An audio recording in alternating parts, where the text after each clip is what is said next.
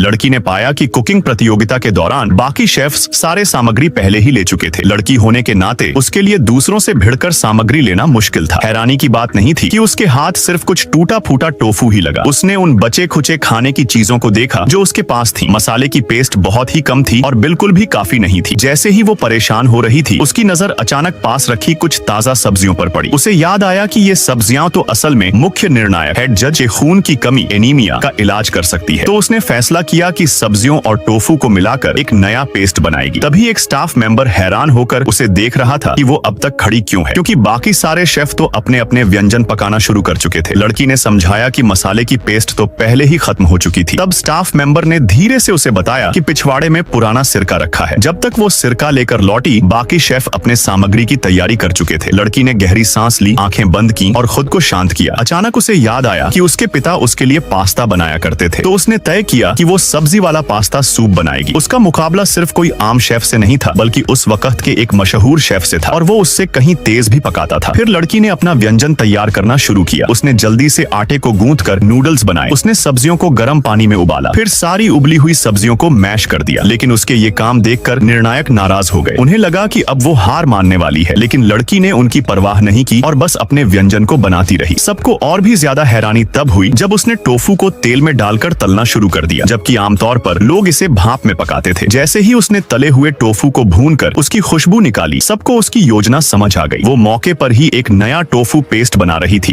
ताकि गायब मसाले की पेस्ट की कमी पूरी हो सके। किसी के संभलने से पहले ही लड़की ने अपना स्वादिष्ट व्यंजन पूरा कर लिया। थोड़ी ही देर में प्रतियोगिता समाप्ति की घंटी बजी। सभी शेफ्स अपने व्यंजन पूरे कर चुके थे। निर्णायकों ने पहले बाकी शेफ्स के बनाए व्यंजन चखे। वो मुस्कुराए और संतोष जताते हुए उनकी तारीफ की कि वो सचमुच दुनिया की टॉप 10 क्यूजीन के लायक हैं। फिर निर्णायकों ने लड़की का सूप चखना शुरू किया। जब मुख्य निर्णायक ने सूप देखा तो अचानक उन्हें अपनी दिवंगत माँ याद आ गई, क्योंकि उनकी माँ अक्सर उनके लिए यही सूप बनाया करती थी। और इस तरह लड़की स्वाभाविक रूप से प्रतियोगिता की चैंपियन बन गई।